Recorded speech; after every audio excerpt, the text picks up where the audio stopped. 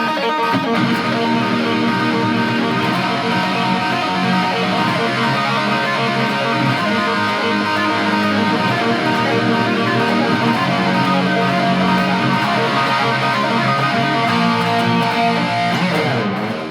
right, so here I am with Tommy Cain. How are you? Good, yourself? Yeah, not bad. Welcome to the podcast. Yeah, cheers. So from Dead City Ruins. Now, first of all, congratulations about the Kiss tour. Yeah, That thanks. must have been a huge buzz. Yeah, it was. That was a big buzz. Yeah. For sure.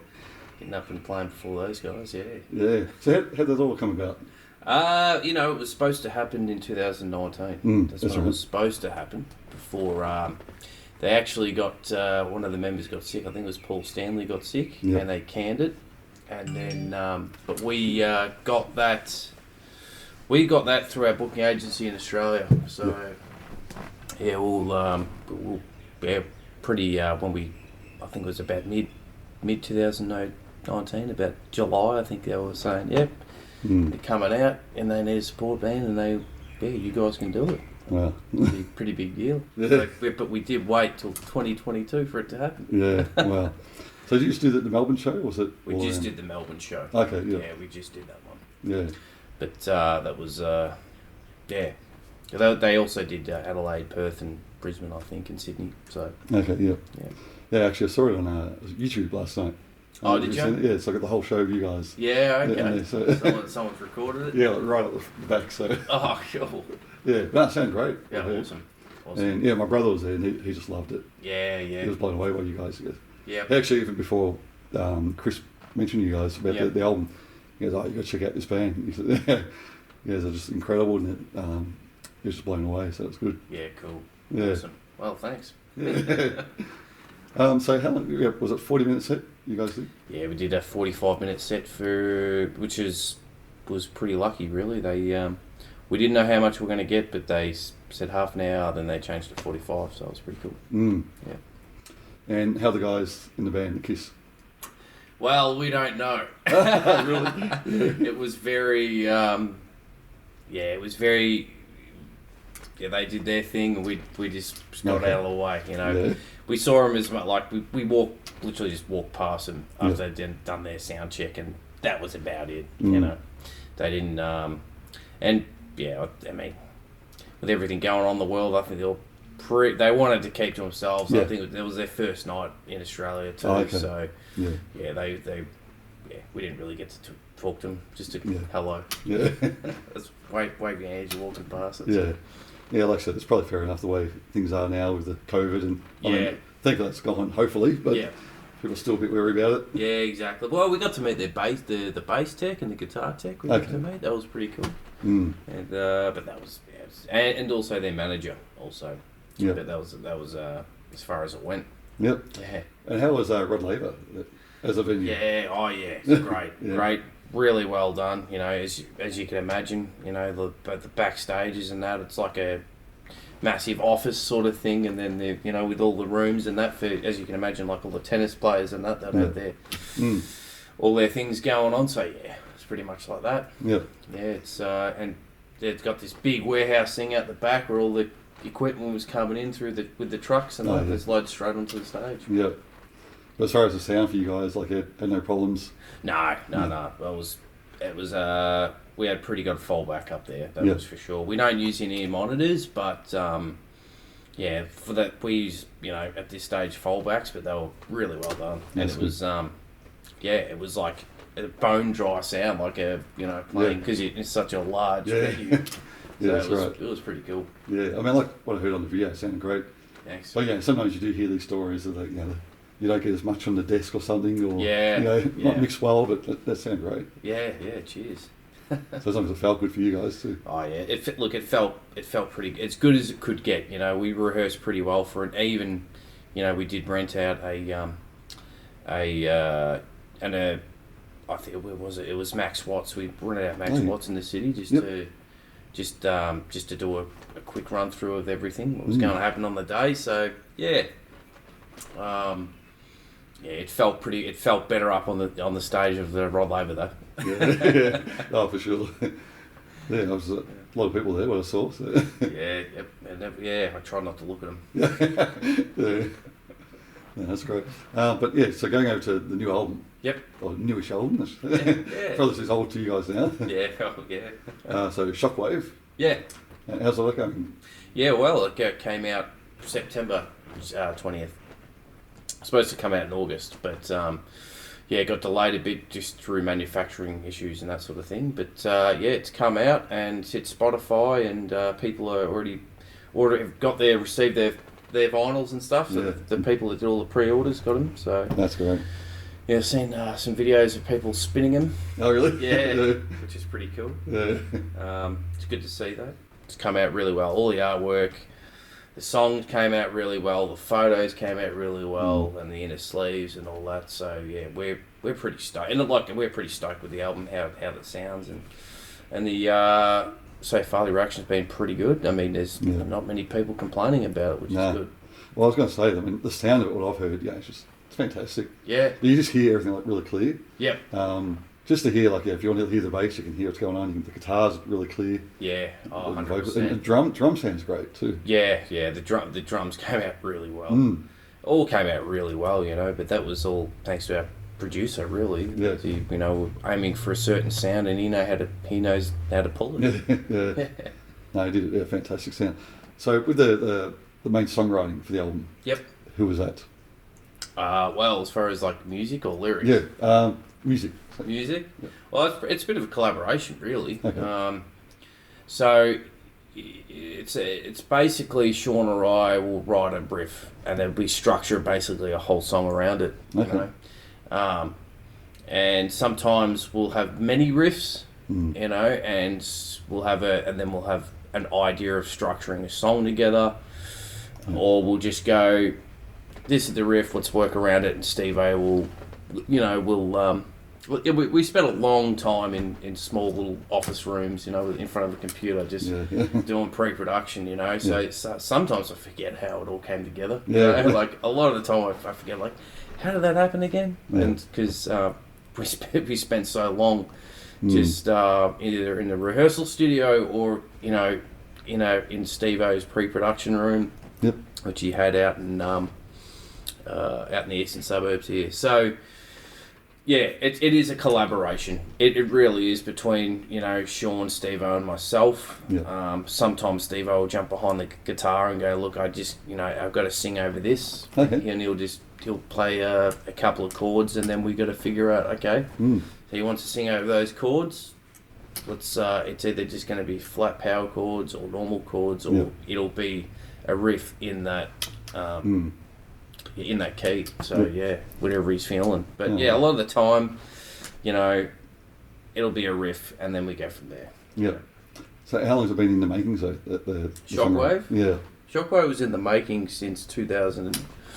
I would say there was riffs from there from 2017. 2016, 2017, and stuff that didn't make it on the album before, that we were mucking around with, So,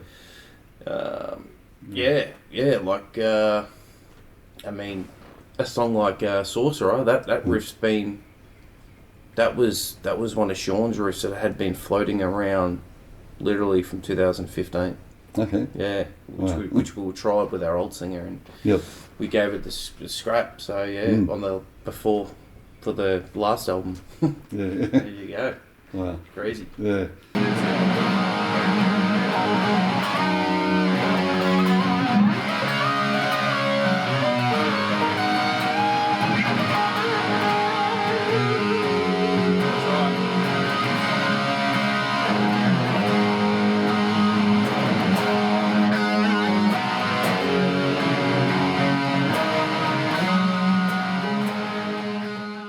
And the lyrics, is that more Steve?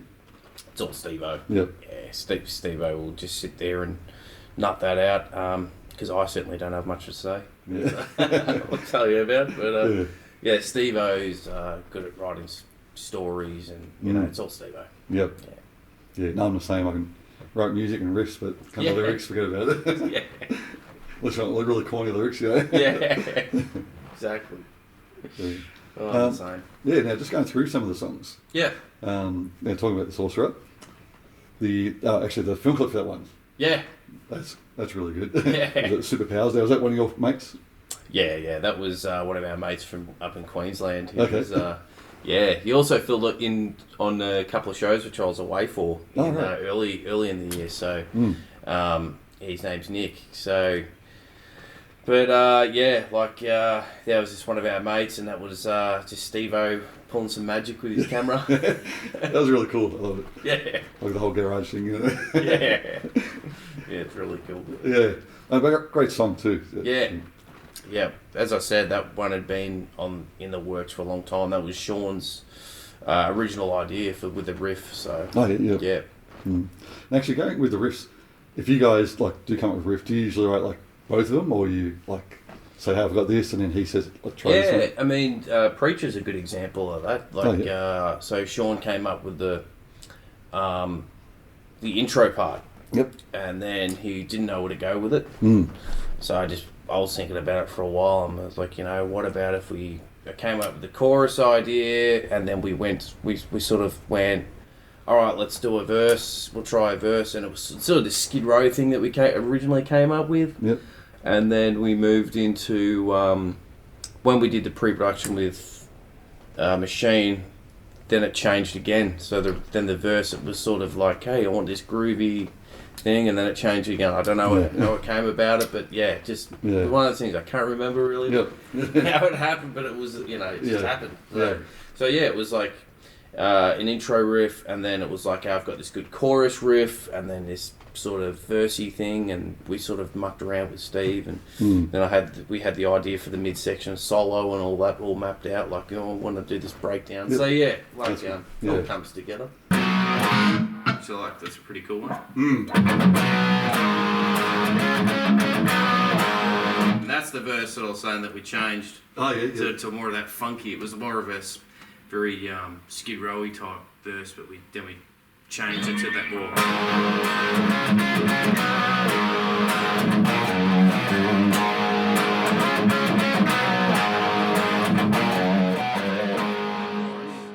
And then the Preacher, that's when you got the film clip for as well. Yep. It was more of like in a studio type thing, but was that around here? That was actually in Epping.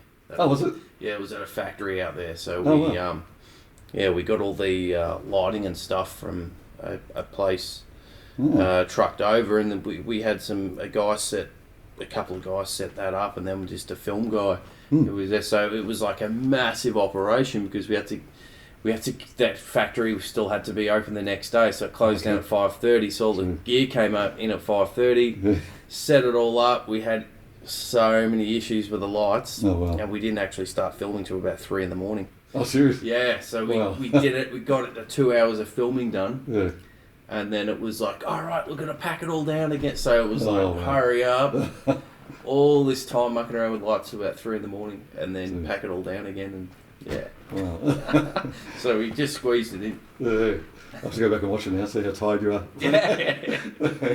It was tough. Now the other film clip, which I love, and actually this is the song that my brother first told me about, is Speed Machine.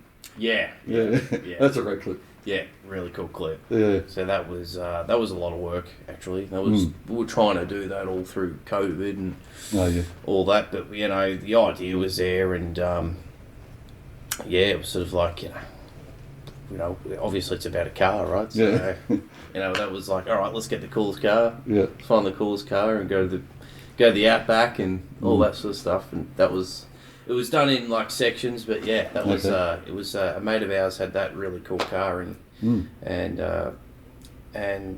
we just took it out the Outback and just decided we're just going to be Steve-O's just going to be driving this thing around and talking about his speed machine. Do you remember where it was where we filmed it? Yeah, that was out in Little River. Oh, Little River. Okay. Yeah, that's where it was. Oh, right. Out in that area. Yep. Yeah. Oh, wow. Did you have to block it off, or just go for it? we were lucky because it was once again it was during COVID. Oh, okay. So we just went out there and there was no one around. Oh, that's good. It was pretty cool. Yeah. We got lucky actually in that respect. So there was just no one was driving, no one's going out doing anything. So we're like, all right, we've got the whole road to ourselves. Yeah, yeah. I've seen a few clips like that where people like in the city or something, and it's no one's there, you know. Yeah. But it's all during COVID. So. Yeah. Yeah. Pretty crazy. Yeah. Now those number plates, do they actually exist? No. Oh, really? Well, they do exist, yeah. but they are fake. Oh, yeah. Okay. It looks great. Yeah, it looks good. Yeah, they actually we did get them made. I think it was Yeah. there must have been a stand or something at the Caribbean market or something doing. Oh wow. Doing the number plates.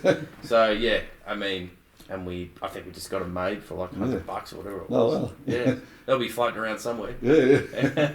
I was sure, one of the guys in jail making the old number plates. Yeah.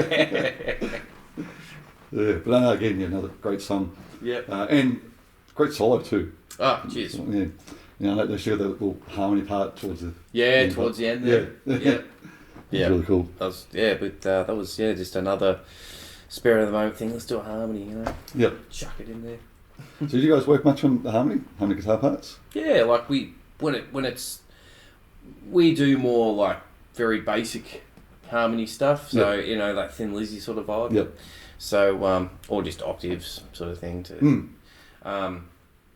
So yeah, we do a lot of riffs and a lot of just if we're feeling like the song needs a bit of a middle breakdown, something interesting, we'll just throw something basic in there. And, the Speed Machine's a good example. That's two notes. Yeah. So, yeah, that sounds good though. Yeah. Just a different bass line under it. And away you go. Yep. Yeah, definitely. Now we're going to Rain. This is a really good song. Yeah. Love this song. Yeah. Just the harmonies you've got in the verses. Yeah. I think it works really well. It reminds me of a bit like say Eclectic Cowboys, that type of thing. Who else? But all those bands, got the verse harmonies. It sounds great. Yeah. Rain. That was not me. That song. That was Steve-O and Sean. So they were working on that one. But really. I mean, I think Steve-O had the riff on that one. I think so. Yeah, but and then I think the intro was Sean, where he just that sort of country vibe. Oh, yeah. And then that sort of really, then that lead guitar comes in, which is me. But that's great. Thank you. Yeah, no, it's great. I mean, all the solos are great, but it's just some really stand out. So. Yeah. What was the other one that I wrote down here? Oh, Dog on a Leash. Yep. That one, that's good solo as well. Yep.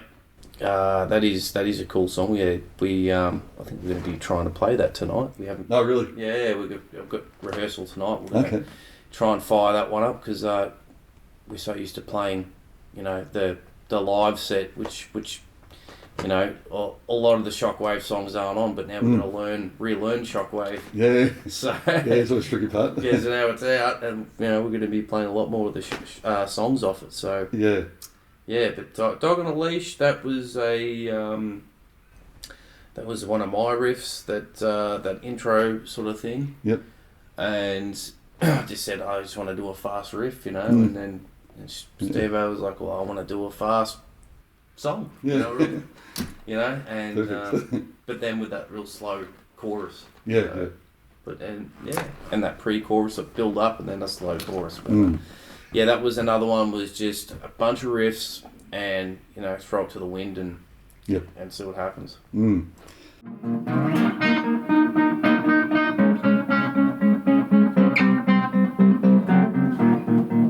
think that's what he does.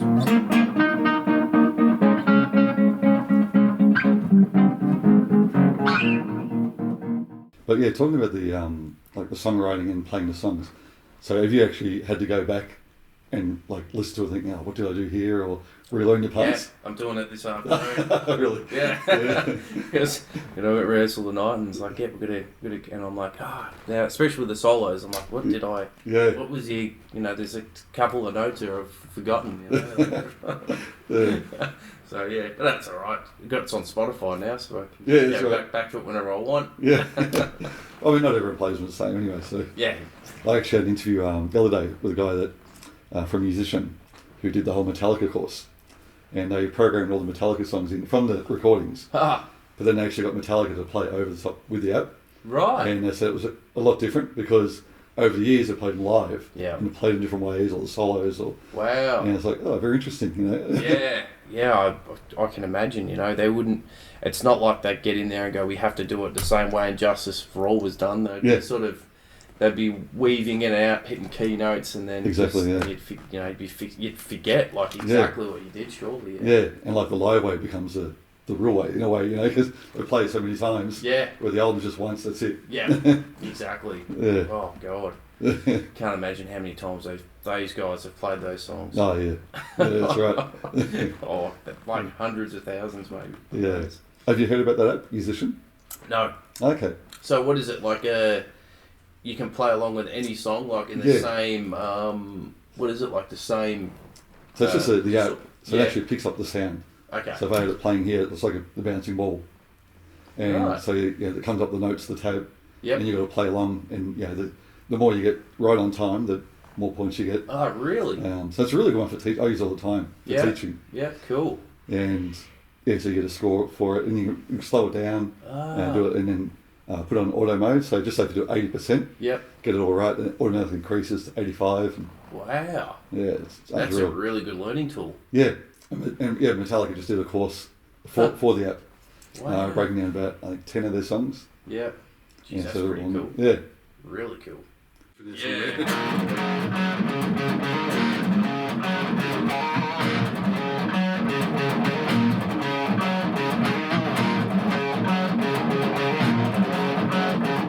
So no, definitely worth checking out. Yeah. Yep. I mean, I'm sure you'll pass that stage, but no. There's there's always learning to. Oh yes, for sure. Yeah. It doesn't stop. Yeah. Now the one more song I just want to ask you about is this side of the. This side of the dirt. Sorry. Yeah. Cover my own writing. Yeah. That riff at the start there. Yeah. That's a real cool riff too. Yeah. That was another funny one that came about because, I mean, I had that riff sitting around for so long, and everyone go, "What are you playing?" Like it sounds really like a Eddie Van Halen thing, you know, like this country Eddie Van Halen weird thing, and I was just like, or like an Akadaka thing, and then we just said, it'd be really cool to use it as a like an intro for something, and then I said, let's make it a fast-paced song, you know, because it has to fit the groove, and it came out like that. Oh, okay, great, Yeah. And again, that's probably one of my other favourites. So. Yeah, I could show you the riff later. Yeah, that's a great, for sure.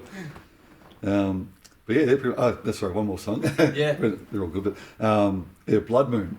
Yeah. Now, is that a bit of a take on Bad Moon Rising, just the Blood Moon Rising, or?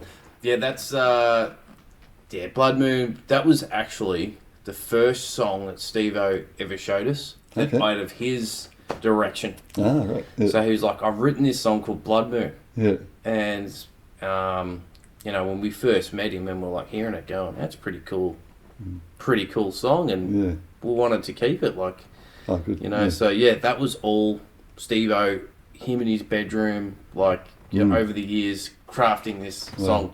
So, unreal. And it came out really well when he recorded it by himself, and then it came out really well when Machine put his touch on it. Yeah. So how long's Steve been in the band now? Sorry, Steve-O. Steve-O's been in the band. We actually first found Steve-O late 2017. Oh, okay. So I think we caught up with him just around that Christmas time. Yep. And, because we were looking for a singer, and he said, we found him on YouTube. Someone was talking about him. Yeah. Found him on YouTube, and he was really keen on, helping us out, and wanted to be part of the team. And what a great voice. Just and really throws his own spin on everything. So yeah, for sure. I mean, there's not many around Melbourne, so to find someone like that, that's great. It was very. We thought we might have to pull someone from interstate, or we had no idea. So we got pretty lucky, and you just don't know with singers. Like it's such a funny thing. I mean, Melbourne, lucky Melbourne's got a lot of great musicians, and you just never know, and they're floating around. I mean, when we saw him on YouTube, we were like, God, the first thing I wonder where he's from. Yeah. And it turns out he was literally like 20 minutes from us. Oh, wow. That's You know? unreal. And then it's like, okay, this could work. Yeah. Yeah. No, it definitely works. Yeah. Yeah, like so. I mean, just his style of voice. I mean, I know he's got those YouTube clips where he does the different styles, but Yeah. the way he does it with you guys, it just fits in perfectly. Yeah. You know? Yeah. Like you can't really think, oh, that's a takeoff of that, or that's just his own voice. Yeah, and that's what Original. we're very worried about is someone trying to go too hard on the whole our old singer Haggis, try and go hard on his take, or but Steve-O was like, no, I really want to keep it. I want to, because he'd been doing so many covers, it was really hard to know what he sounded like. Yeah, because he was doing, whether it was Dio or Sabbath, he could, or all that early 90s grunge stuff that he could pull off, with Alice in Chains, or whether it was Pearl Jam. And so it was hard to know what he was going to sound like. And when he showed up and, he just said, I've got this song called Blood Moon, and then I'll give you a couple of your songs a go. And we just thought, oh yeah, he's definitely got a sound in there that's did his own style, and it was definitely that real. It was almost like a power rock sort of. He's got that real anthem style voice, Exactly, yeah, for sure. Yeah, and it's for stadiums, he's got that real stadium voice. So yeah. Yeah. It sounds very, very strong too. I haven't heard him in live, but sounds like he's got a great, strong voice. Very powerful. Yeah, yeah, it's cool.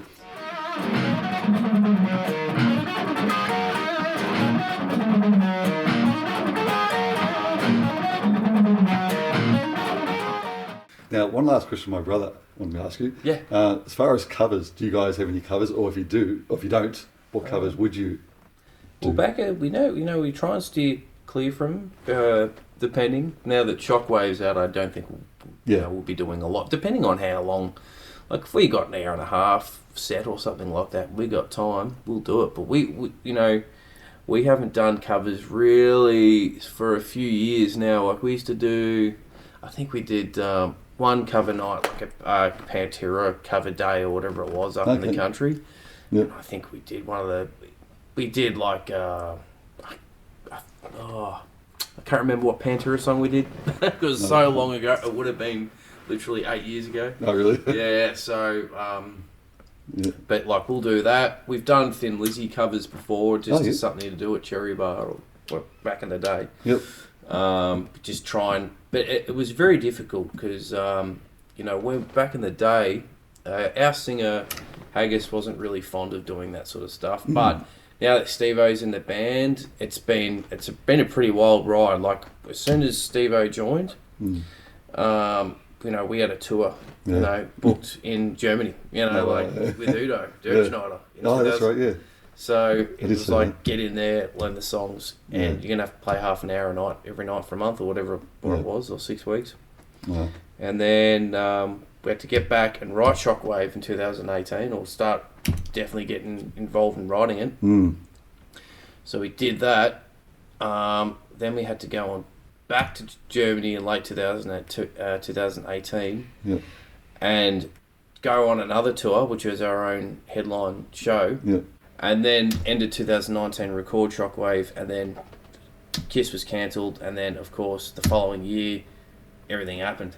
So it was like this big lead up, and then there was literally there wasn't rehearsing going, especially in Melbourne. Like Victoria, Australia, there wasn't any gigs or anything happening. So for like 2 years, so it was hard to sort of get the zone of even thinking about covers. That's right. Like we were so stressed about when Shockwave going to come out. When do we get? When are we going to do all this stuff? When's Kiss going to happen? Exactly.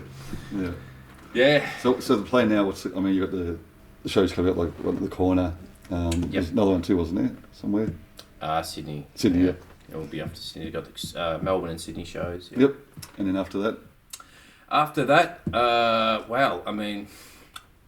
Ideally, we'd love to get back to Europe and do some of the summer stuff going on over there next year, which is probably realistic for us. Yeah, for sure. But we wouldn't mind doing some more shows anyway. We wouldn't mind doing some more shows in Australia if we can get. I mean, we did a show in Tassie about a month ago. You know, just for the Community Cup there, which was an outdoor thing with all of the in Hobart, which was really fun. But yeah, we wouldn't mind doing more shows in Australia. Yeah. Once the album's sort of out there and built up a bit of momentum. Yep. Especially overseas as well. So yeah, that's great. But nothing in the pipeline for overseas yet. But I do believe there's a few things we're waiting on just to go ahead. Yep. Europe's sort of a bit touch and go at the moment, but it'll happen. I mean, you definitely got the sound there and the product, so. Yeah, it's definitely it's an album for the Swedes, I reckon. Yeah, I reckon the Swedes will really dig it up. Yeah. Well, I had like 3 of them on last month. Oh, did you? The guys from Heat, Crazy Licks, and what was the other one? Hardcore Superstar. Oh, right. They're all on the podcast, so like all together. And then I went and saw Heat the other week when they came out. Oh, yeah. Yeah, awesome. So no, that type of music, and it's all good. I mean, probably similar in a way, that type of rock, Yeah, I definitely that hardcore Superstar. They're very that sort of rock and roll, balls to the wall, sort of big choruses. Yeah, that's right. And all got amazing singers too, those guys. Yeah, we've played with them once actually. Oh, okay. In Belgium. Yeah, we did the same festival there with them. They were what do they call them? Delirium Rock. Oh no, it wasn't Delirium Rock Festival. Roadkill Festival. We played with them before with really good band. Yeah, that's excellent.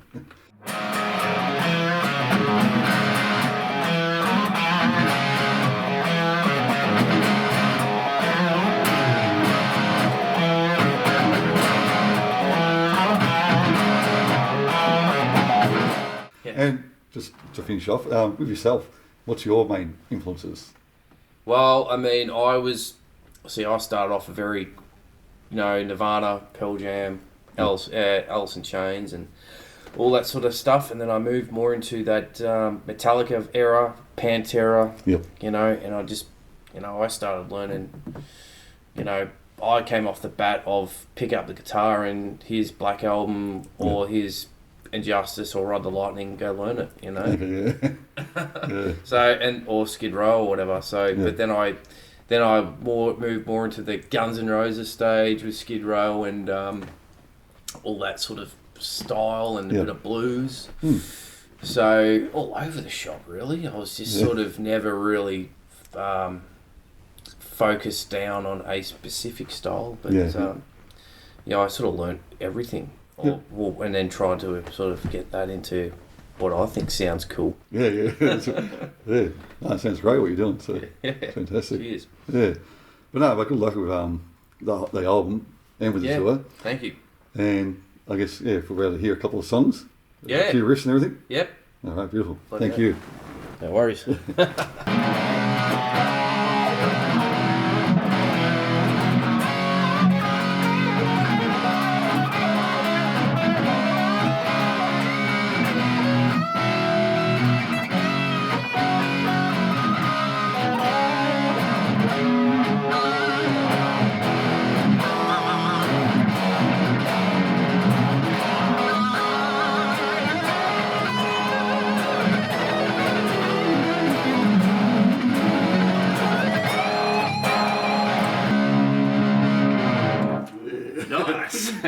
That's cool. It was cool. Now, just quickly, one last thing. Sure. What would be your favourite cover to play on the guitar? Or favourite riff? My favourite riff? Yes. Cover, riff, song? Oh, man, Smoke on the Water? I mean, if you can pull it off correctly, Welcome to the Jungle is pretty cool. Isn't